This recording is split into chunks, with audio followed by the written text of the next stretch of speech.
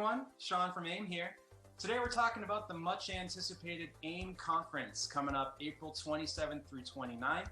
I'm joined by two of our fantastic speakers for the event, Jeff Ball and Louis Eisen. Guys, thanks for joining me today. Glad to be here. Now, I want to dive right in and talk about your AIM 21 session titled IT is from Mars, Records Management is from Venus. Can this marriage be saved? I love this title. Can you tell us a little bit more about what we can expect from the session? Absolutely. What we're hoping to get through is a conversation about where we've been, our journey in bridging the gap between IM and IT, and then quite frankly, the journey that we're still on, sharing some of our experiences, our lessons learned, and bringing that to the table so that we can discuss that a little bit further. Yeah, I think a lot of organizations are very fortunate that the IM and IT shops work in tandem. Reporting up to the same person, but there are a lot of places that don't quite have that. Sometimes the two shops don't even report to the same area, and their mandates aren't necessarily joint. Their mandates are different, and that creates certain conflicts. Excellent. And what kind of questions are you hoping to hear from the conference attendees? Well, really, I think what we're hoping to get most out of it is a bit of a dialogue with the attendees and hearing a bit about their narrative, their experiences with this challenge, and maybe what they've found along the way, some of their lessons learned. So maybe in addition to obviously open question and answer format, discussion with our attendees about what they've gone through and what they've pulled out of our session, hopefully. Awesome. Well, I know I personally cannot wait to check this out live, and you two at home can as well, but only at the AIM Conference 2021, a galactic digital experience. We hope that you'll register and join us for an out-of-this-world experience. Another big, huge thank you to Louis and Jeff, and we'll see you at AIM 21.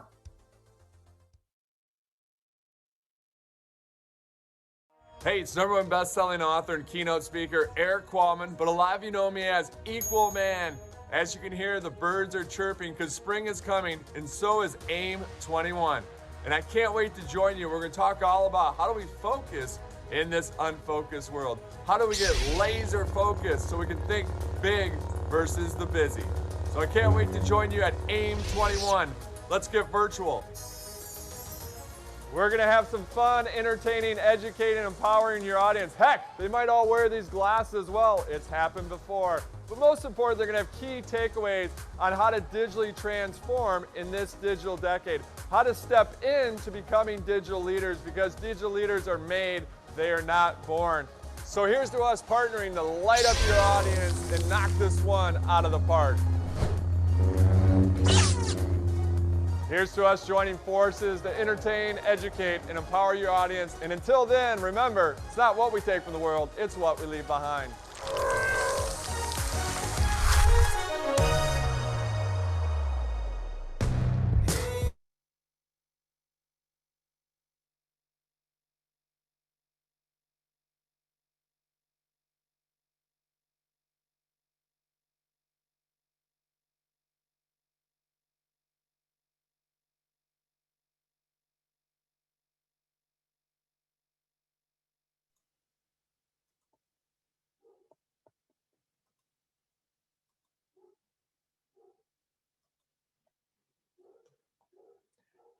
Hi, everyone. Welcome to today's webinar, Collaboration Without Chaos, Boost Compliance and Efficiency in Microsoft Teams. I'm Teresa Resick, Vice President of Market Intelligence here at AIM, and we are your host and producer of today's event. And we are joined by OpenText as the underwriter of today's webinar, and we thank them very much for their support. And certainly thank you all for taking the time to join us today. As we get started, I just want to share a few tips for participating in today's webinar.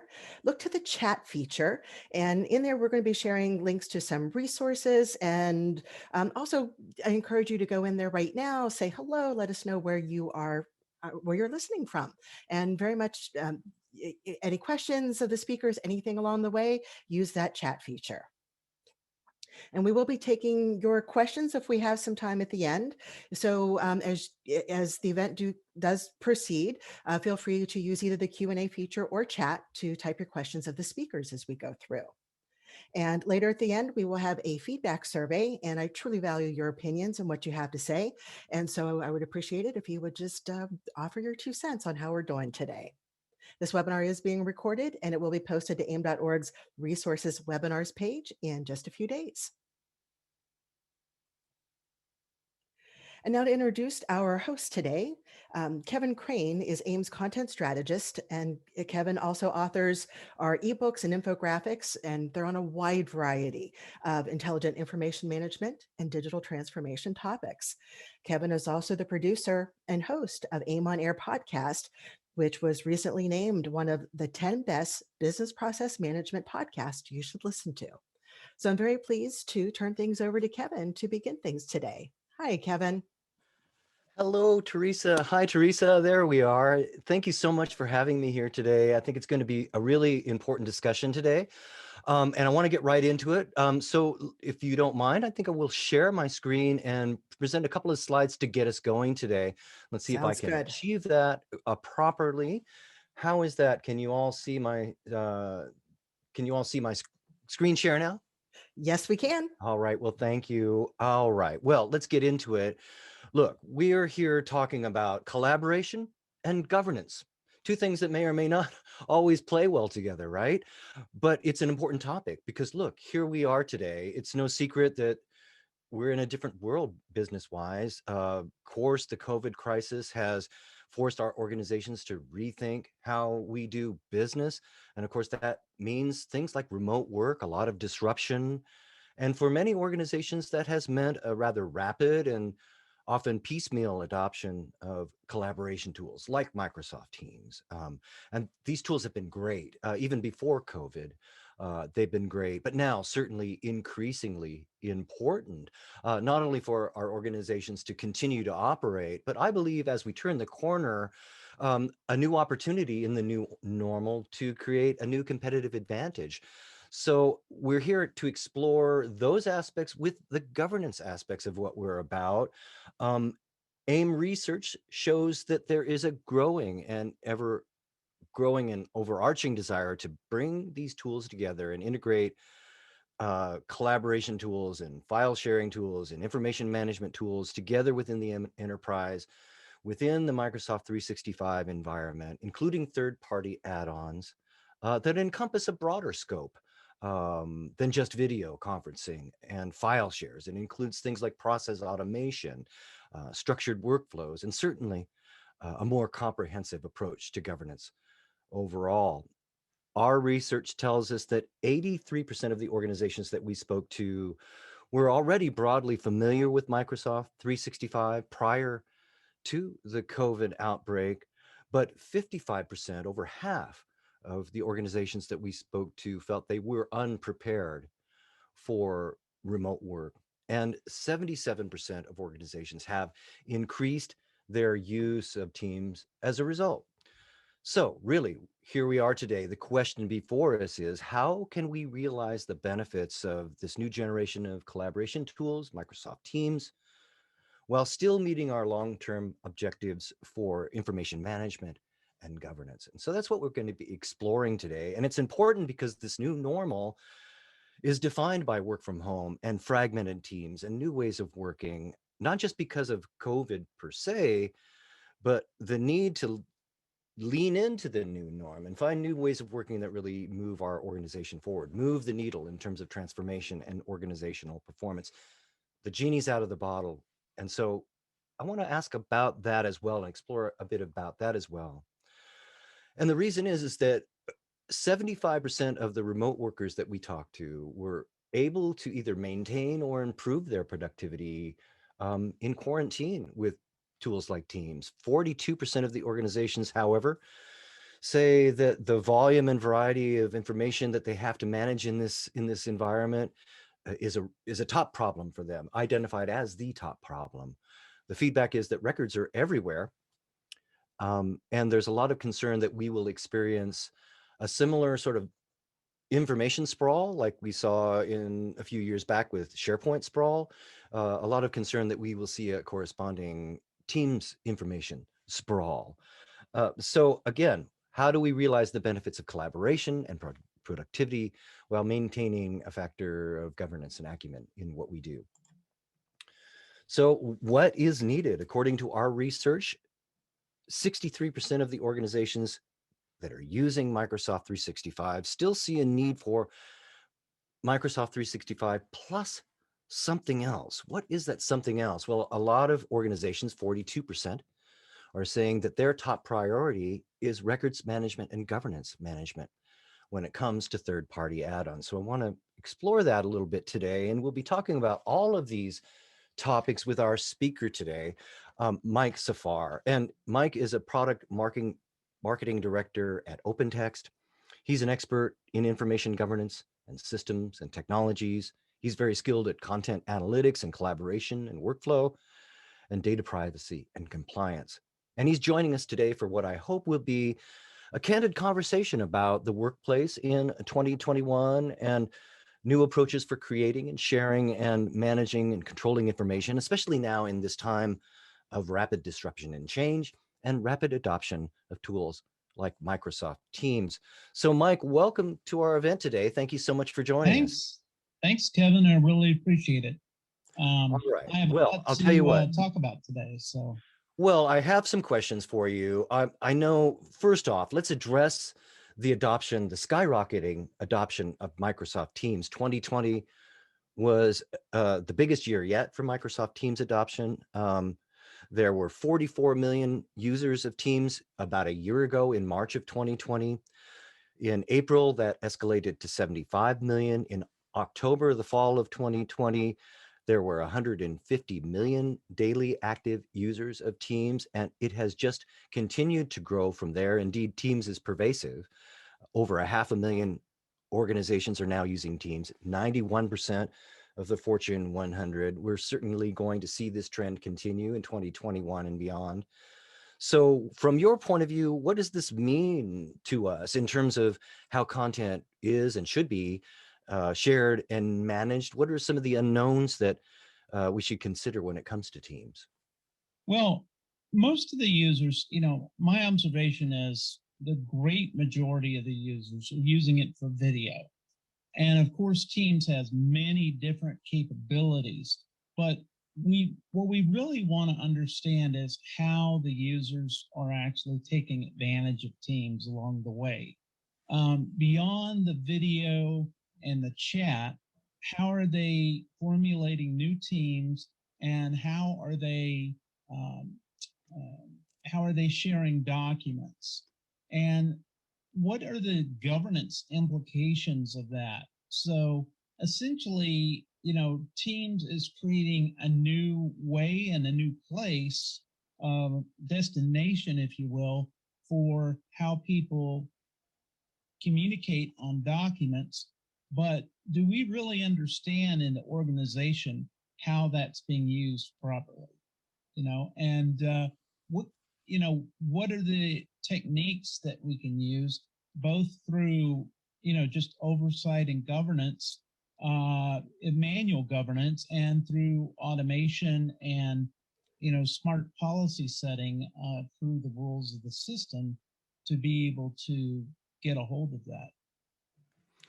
Well, you're bringing up a big point and a core of what I'm hoping that we'll get a chance to talk about today.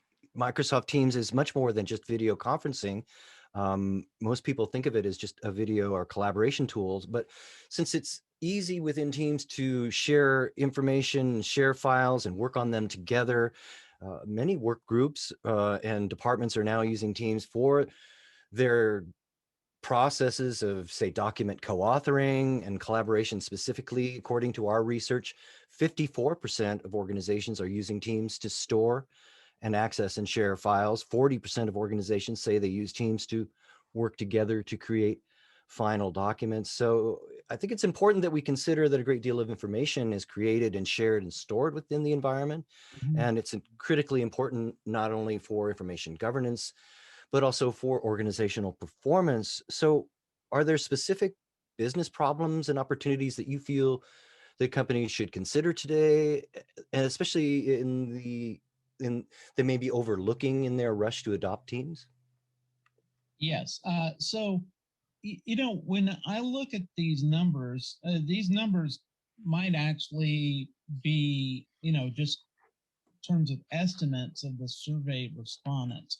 I think there are, among what I call power users, people who are really comfortable with new tools and new software, they're going to be sharing documents in it. The issue, I think, really is that they have to communicate with a lot of users who may not be comfortable with all of the capabilities within Teams. These people are maybe not as technology savvy or comfortable with changing the way they work, or they may not even been given direction on how to do that. So by far, the formal way in which people share documents in the past was Microsoft Outlook. And so now you've got a situation where you got power users trying to use Microsoft Teams, and at least 50%, probably a lot more, who are still just transitioning and are using Microsoft Outlook or Exchange email to transmit their documents. And particularly, I see, if you want to narrow it down, Teams is particularly good with collaboration and co-authoring of the content. But when you want to actually send that final copy and have a formal document sent, you're going to use email, most likely. So now you have this issue of, I've got the drafts in Teams, and I've got the final documents in Exchange. How is all this coming together, and how is it being governed, and how do I keep track of it? And as a user, if I come into the middle of a project, I'm added to a project, how do I know where to get all this information? If I go and I look at a document, am I seeing the latest version that was actually sent to the customer? Am I seeing the PDF that was made of that and sent to the customer? Most likely not these days. So we need to be able to give users access to that. So, there's so many capabilities in Teams. It's kind of, when you're a power user, you see that there's a planner and there's a Yammer and there's all these different capabilities, calendar in it. And you want to think of it as a single pane of glass into the information of your organization, but in actuality, it's not. You can't get to your email. You can sometimes get to SAP, but what is that organizing structure that pulls all that together? And what is the global policy management around all of that information? Make sure that you're reporting it correctly, that you're doing retention, that you have access to legal holds, all of these governance issues on the back end. So at a high level, that's really the crux of the problem that we see. So many of the same issues that we would consider in any information environment need to be extended into the Teams environment, and a more comprehensive perhaps perspective applied to it, if not before, certainly now. It seems to me that, again, we're at this sort of confluence of collaboration and productivity. It's certainly essential now, and it's important to adopt these tools like Teams to move our processes forward. But yet, at the same time, data concerns and privacy concerns are at an all-time high, especially now that many workers are working from home on networks that are less secure than those at work. Hackers have certainly wasted no time in taking advantage of that. So as a result, we can't let our guard down. It seems to me that the information that comes and goes within Teams must be an integral part of our governance approach.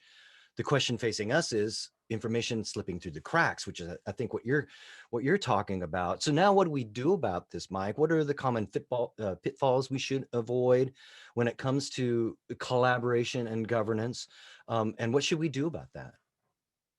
Well, the first thing really is to understand that there can be a proliferation of new teams that are coming out. So one of the, pitfalls is that users are going to, you may have different managers in your business process. So each manager may want to create their own team to manage their own part of the process. And now as a user who's, cross-functional team, trying to figure out, well, which team am I supposed to use? Where am I supposed to go to find this particular document? And where am I supposed to edit it? And the result is you're going to have duplicate documents in different teams. Wait a minute, I need it here and I need it here because there's different members of the teams on each one. And so now I've got duplicated content and I don't know which one is the right version I'm supposed to be going forward with. And when I'm done with that, where am I supposed to post it? Am I supposed to post it in this team, that team, or some other SharePoint site or some other content service, or send it via email? I'm not quite sure what my process is necessarily. The other thing is that as these teams proliferate, it gets difficult to take advantage of that team fully if you don't know who's supposed to have access to it. So what happens is over time, you get security creep where people are just being added and added and added to the team, and they're being granted access to these documents out of the current level of convenience, but in the long run, they might even change jobs. So within the company, they move to another team, they shouldn't have access to that content anymore. So who and how are you managing all of that particular content? And the, again, I talked about the duplication of content and the confusion that creates. That's just going to create more mistakes, and ultimately people will try to revert to email or to, a side chat. One thing that's interesting about Teams is when I do a private chat, that content goes into OneDrive. But when I do a team chat, it goes into a SharePoint site. Okay, so Teams is actually creating a SharePoint site for that particular team. So you've actually got multiple repositories that you're having to manage, and some have more structural oversight typically in an organization than others do. And then, so records are everywhere. I talked about proliferation, just one more.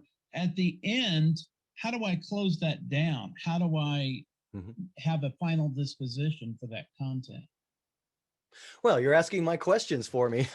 How do I do that? I mean, records are everywhere, right? It sounds like to me. And so it is problematic. But now moving forward, what do I do about that? Are there steps you might recommend specifically for the Teams environment that we may be overlooking? Well, yeah. So if you can go to your that next slide, we have a slide in there for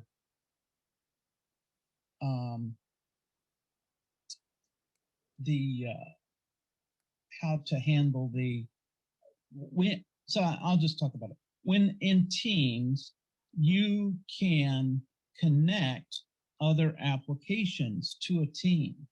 Now, this is a way of keeping the user in context. And I have a slide later that kind of demonstrates this point. Okay.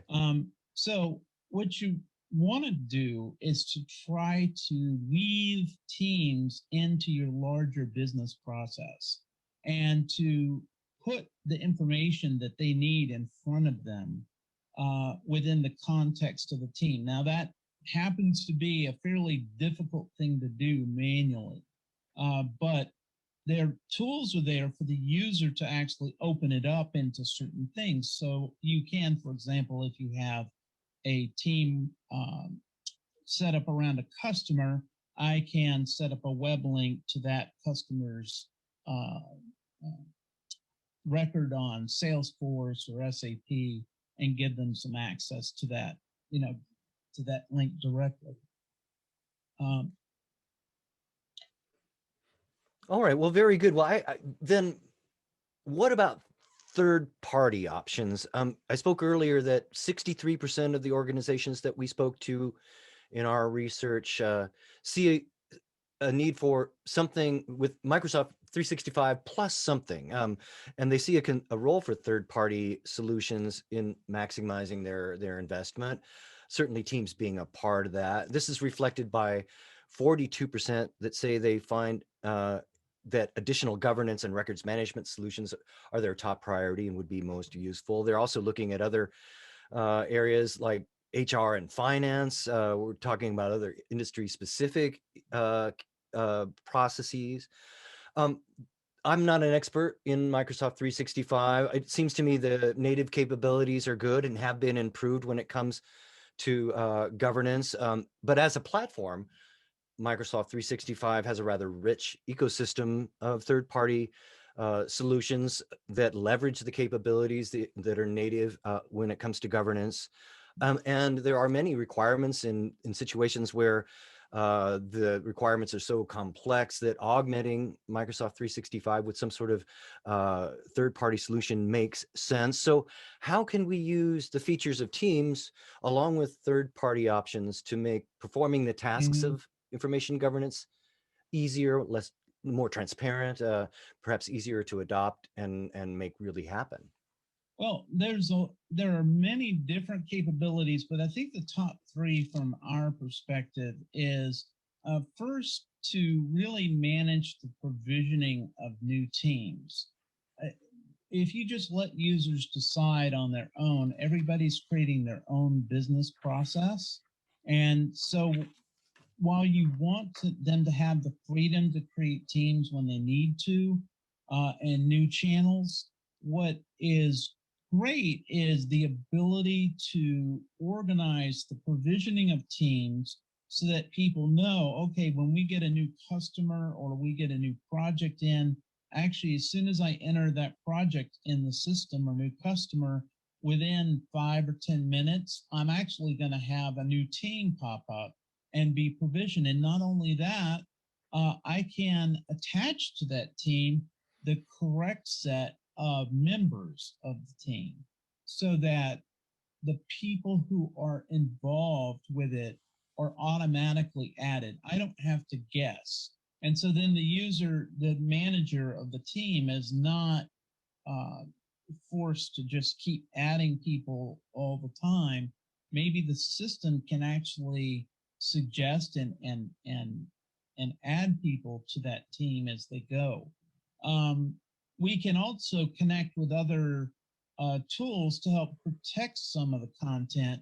So, for example, the Azure information protection can recognize certain types of content, certain templates, and automatically encrypt that. So even if that content lands there, and of course, this is a Microsoft technology, but setting it up right and having an understanding of how to use it correctly to control that content is important.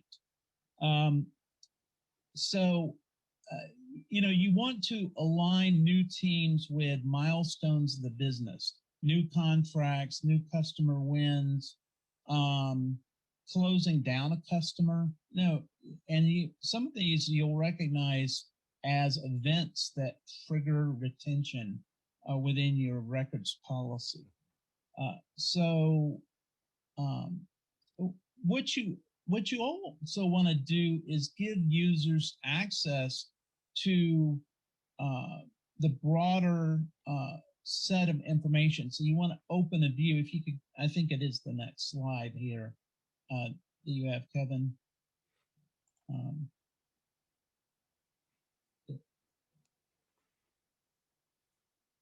Well, I know that we have. I do want to turn it over to you to share some of your slides here, Mike. Okay, I thought so maybe you had screen capture in there. I'm sorry. So hold on.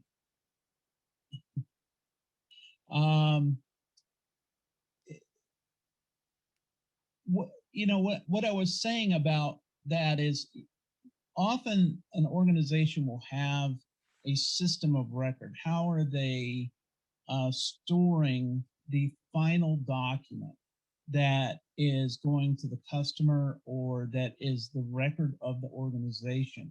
And so then you have this files tab in Teams that, yeah, there you go. So you have a files tab in Teams that provides you with the information that's been shared in the chat. Anything that is shared through the discussion of that group goes in the files tab. But then where are the rest of the documents? Where's all that imaging that's coming in, invoices and all that? So when you're provisioning the team, can you set up another tab that allows them to get to all of this other information about that customer contract transaction, whatever it is, in context? Teams has this capability, but often it is a little terse in order to be able to do that manually. So it's possible to, when you're provisioning that team, to automatically create such a tab and give that user the single pane of glass. And in addition to the information access and managing the members of the team, there's also the long-term governance. So can we recognize when a team has served its purpose, it no longer is necessary for discussion? Say it's 30 days past the conclusion of the contract and there's no more chats going on, so now it's winding down.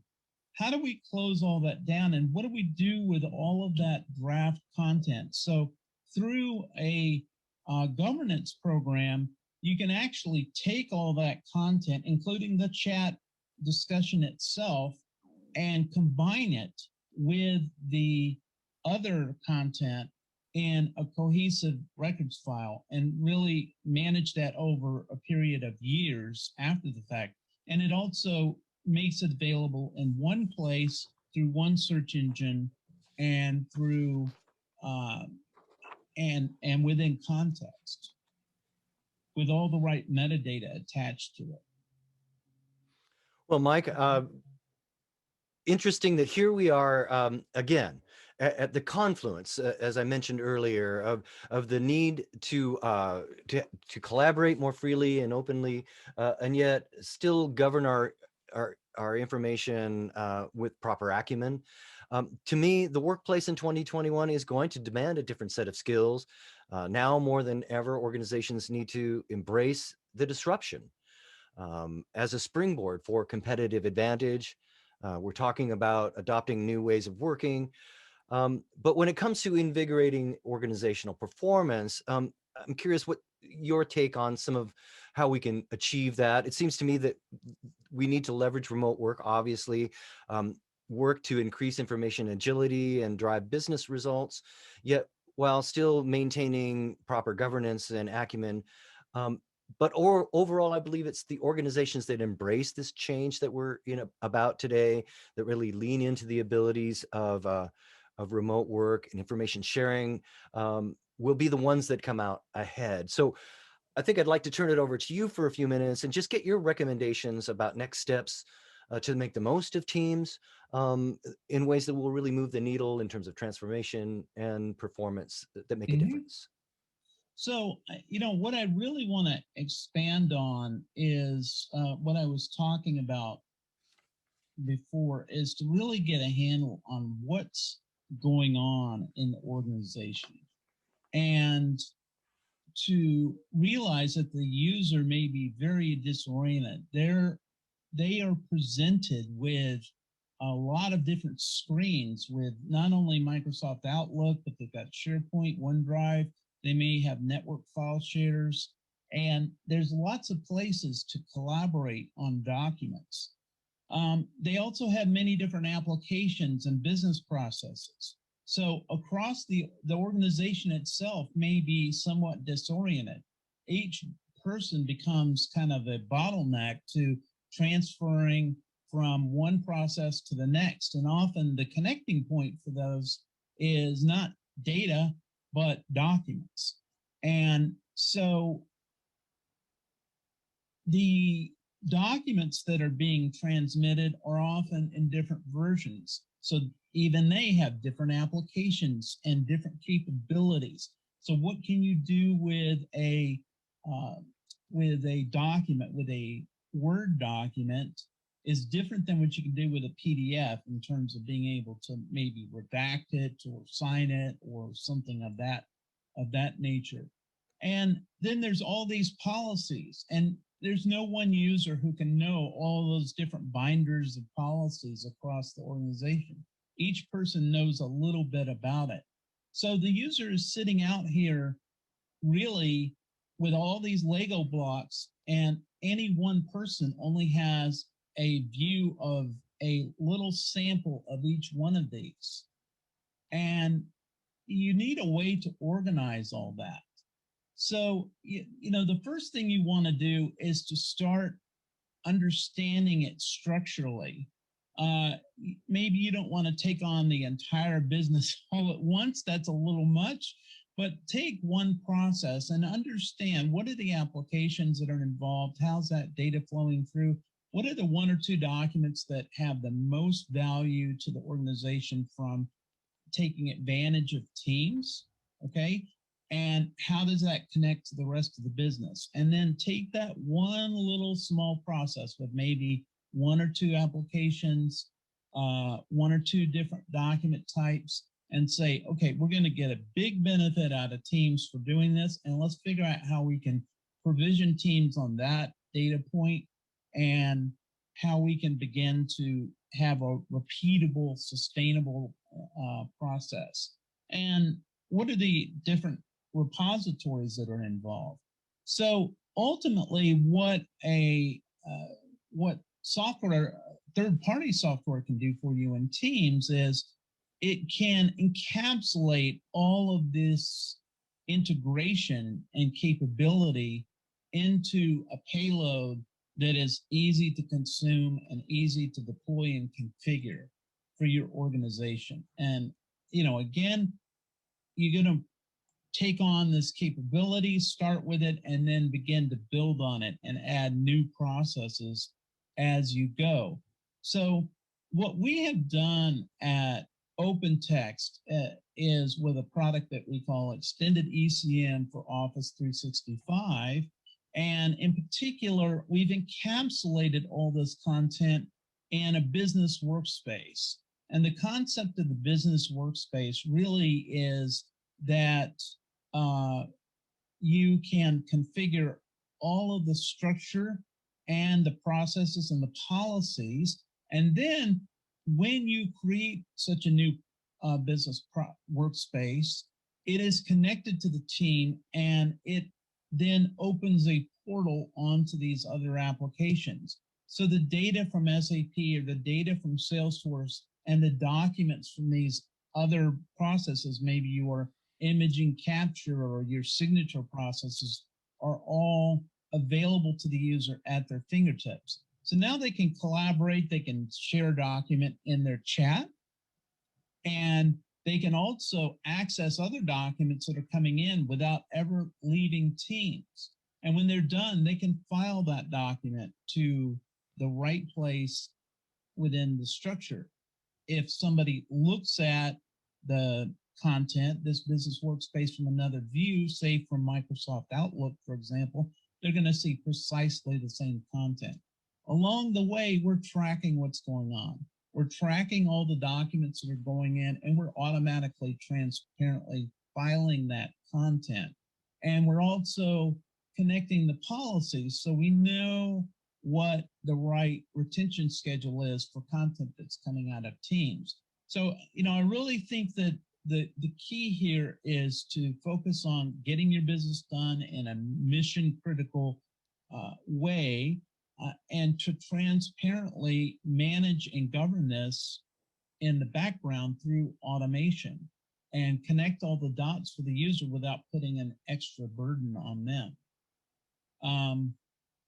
And, you know, if I could just talk here about, in particular, extended ECM, and I'm going into a little bit of a pitch here, is we're thinking about it not just from the collaboration point of view. We're letting Teams do what Teams does in terms of collaboration.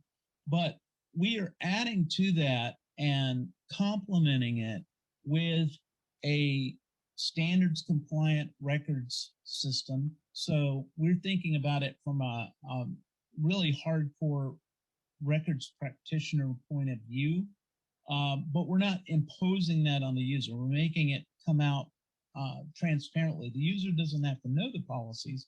They just have to know to use that tab and and access the information correctly. We're handling all that policy management. We're also managing the final archival of that content. So when the team is done, we actually will capture the content we have in that business workspace for the long-term retention. We have all the documents that have been filed through other processes and through Teams in one place and correctly classified and correctly with the correct retention on them. And we even have the chat history. Now, all this is secure so that now I can actually close down the team, and I'm now managing for the long term who is supposed to have access to it along the way. We're even managing the AIP integration as it goes along. So when the user retrieves it, maybe they don't have access to it anymore. They're going to get a, they're going to wind up getting a, not being able to open it because they don't have rights to it anymore.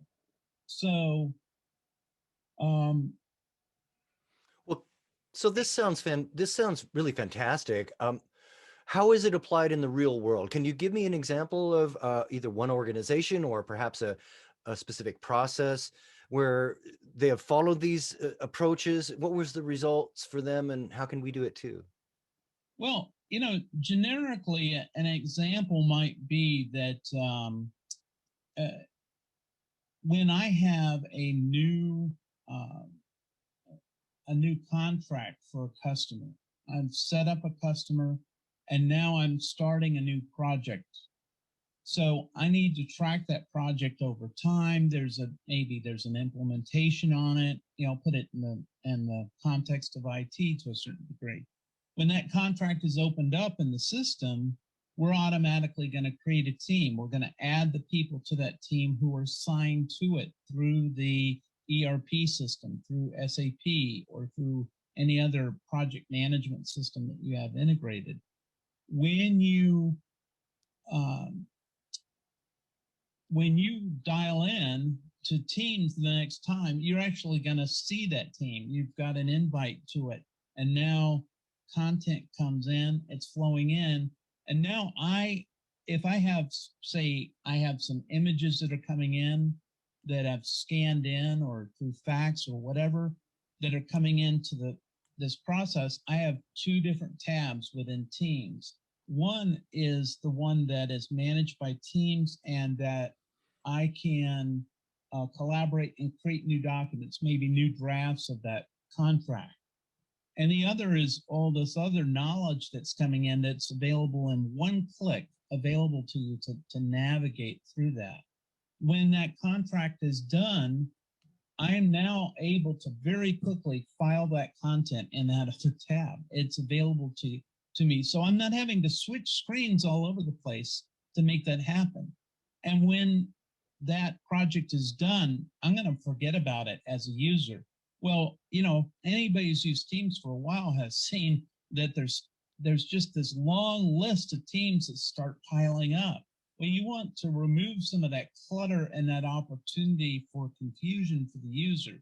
So we'll actually remove that content from Teams, close it down, archive it within content services, and you have that final payload that's going along its disposition route. But it's also serving as a knowledge base for the next contract where I can actually reuse that content for as first draft of another piece or proposal or whatever it is. That is Mike Safar. He is Product Marketing Director at OpenText and an expert at information governance and systems and technologies to get that done. We've been here talking about the workplace of 2021 and beyond and new approaches to creating, sharing, and controlling information, especially now in this time of rapid disruption and change and rapid adoption of tools like Microsoft Teams. Now, Mike, I know we want to get to some questions from our attendees today. Anything we haven't talked about that we should? No, not so far. Okay, very good. Well, with that, I might invite Teresa to come back in and join us. I know you've been monitoring the chat, and there has been a lot of robust discussion going on in the chat, and perhaps some questions for our guest today. What do you have for us, Teresa? Yes, thank you. And I've really been enjoying listening to this conversation, and just want to let everyone in the audience know we have been recording this. We will send a link to everybody to catch the replay, and also check to the link that I've offered for some resources, because what Mike was talking about specifically at the end, I have links in there to directly to his website for some really cool information. And just want to let you know that all of that was there too. So yes, we're getting some more questions that were coming in, and pull open my notes here again. Mike, someone was asking, and this was earlier in your talk, that shouldn't documents and teams being collaborated on be considered transitory and not the final record that can be deleted but no longer be needed for business use? Yeah, I actually skipped over a note on that earlier. But I had made a note to talk about that very point. A lot of organizations consider the content in Teams transitory, and that in and of itself has a retention on it. So you can take that approach if you want to, and in fact, the way we approach it is we can just automatically classify all that content as transitory in the file. So we can have content that you keep for a year, others for 3 years, others for 10 years, all in that one file. But the danger, I think, is that in a larger, more complex organization, you can't necessarily make that claim defensively when you're not controlling how the content's been used. You can say, by definition, I think it's transitory. But in reality, if you get into some sort of litigation, you don't know what the opposition is going to say about what that activity is. And the actual practice in your organization might have been that, hey, on our team, we follow all our official documents and Teams. Once somebody says that in a disposition, you've got a problem. Now, it may go your way or it may not, but, and I'm not a lawyer here, but from my perspective, it's a lot safer to not make that determination and put your content in a place where you have a little more control over it, where you can reclassify it, where you can take a look at it and say, you know what, this particular document actually, it's a signed final copy. So I'm not going to call that signed PDF a transitory document. I'm actually going to call it the contract. So you want to make it easy for somebody to file it and not just forget and file it in Teams and that's it. Put the place where they're supposed to file it right in their eyes so that they can see it.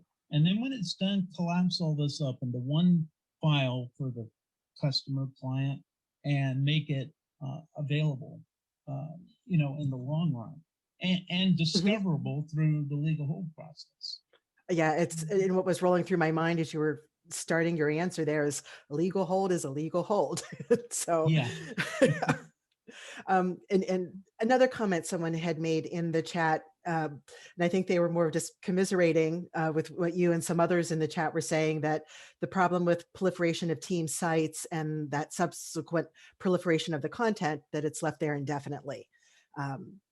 So I saw a lot of people making comments in there about, if a particular site has been inactive for whatever the duration they set, then it gets purged or deleted, or that there's still a disposition schedule and process that's still added to the various teams, channels and the sites. Yeah, yes, and I'd almost go back to that legal hold, and maybe I'm pushing the lever a little further than a lot of organizations do. But when that project is over, even though those documents are transitory and drafts, what do people do with drafts all the time? And think about how Teams works. As soon as I start typing in the document, it's saving a new version of it. So I'm actually creating a new problem. The user goes to another team to find the document, and they start typing, and Teams is actually saving over the record in the previous team. When what I really wanted to do is duplicate that document somewhere else and start working on it for a new customer altogether. So now I've actually spoliated that content from a legal hold perspective. So by taking that content and putting it away and locking it down at the end of the project, we've now recorded it as it is. We don't have that spoliation problem, and we can go on to the next project, but we haven't lost that draft capability either. We can still use that previous draft. So Mike, how do we automate all of this? It seems to me as you're talking, there's a lot of things to consider, a lot of parameters that come and go, could be different. As a leader, I might be thinking to myself, there must be tools to automate this. How is that? Right, and that's really what extended ECM is all about. It's a whole system and platform that lays down these capabilities and allows you to configure it as an information governance practitioner and a content services practitioner to be able to manage it across your organization. So we give you this whole menu of capabilities. You decide how to put them together, but we do have kind of best practices for how to create a business workspace, apply policies to that, configure your records policy, and then manage that across all of your different repositories, including SharePoint and OneDrive. And so you need a really capable, flexible system, and you want one that really, if your business is very dependent on records, one that handles records management with the robustness that extended ECM does. That is Mike Safar. He is Product Marketing Manager at OpenText. Mike, it has been our pleasure having you with us today. Thank you so much for your comments. Sure. My pleasure. Well, we still have just a couple more things before we completely wrap up for today. And Kevin, you have a next steps slide here that I have up on the screen. If you want to just go ahead and share some of your closing thoughts here. Well, yes, I believe that, again, as I mentioned earlier, it's important to recognize that a great deal of information is created and shared and stored in the Teams environment. We've been talking about it today. Mike has been exploring a lot of the details. And it's certainly much more than video conferencing when you look at it from the perspective of organizational performance and information governance. So it's critically important that we look at all of that in a more comprehensive strategy, looking at tools to perhaps automate the process, make it easier, more transparent. The question I have for us today is, what is your information governance strategy? Have you applied that full strategy to SharePoint and by extension, Microsoft Teams? How do you plan to move forward? What are the roadblocks standing in your way? I know that we'd like to hear more feedback from you about some of that. But as we start looking to next steps, a few recommendations. Certainly turn to AIM as a resource for your research and learning. AIM.org/research, AIM.org/resources, AIM.org/training. These are all available to you.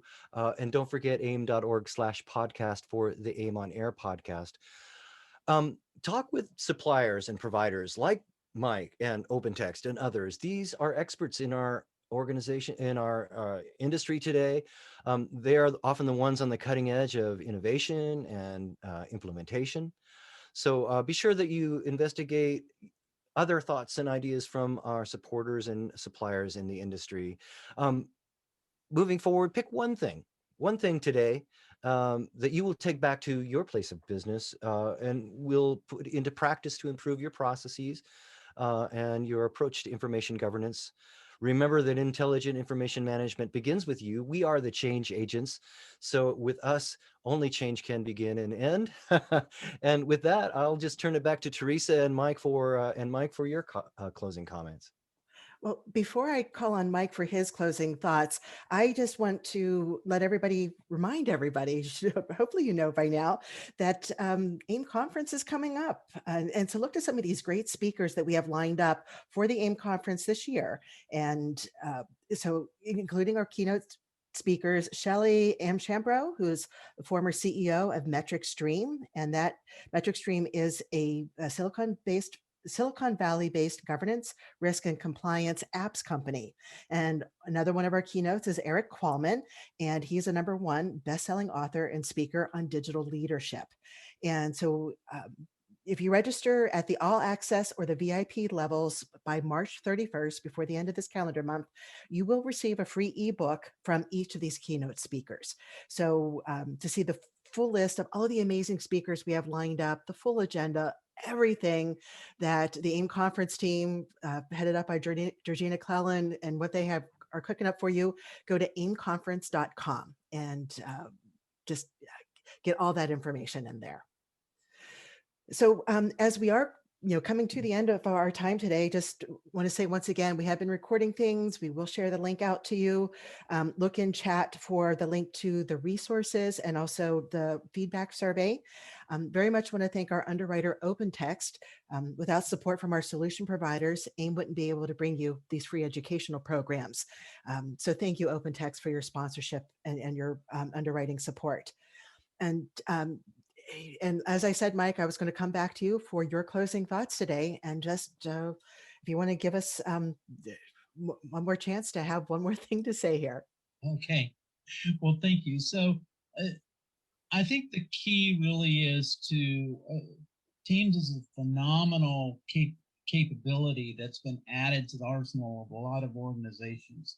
And what we want to do is understand how it's being used, what parts of that have to be governed, and to look for ways to automate that so that the user can go about their business, do their job. You get the governance without imposing new costs on that end user. And the next thing I'd like to say is just a plug for some of our upcoming events. In particular, we will be sponsoring the AIM conference coming up. And we also have OT World. Those of you that go to OT World or Enterprise World in the past, it's a virtual conference, but we'll have a lot of deep dive content there. At the AIM conference, more type of thought leadership type content that you can sign up for. Well, So thank you so much. I appreciate it, Teresa and Kevin. Thank you. And again, that was Mike Safar from OpenText. And those links to the OpenText World and for the AIM conference are in that resources link. So go in and check that out. And certainly we'll email that information to everyone when we send the link to the replay. So thank you, everyone. I appreciate your time today. And thank you, OpenText. Thank you, Kevin Craine. And we will see you all with our next event. Have a great afternoon. Thank you.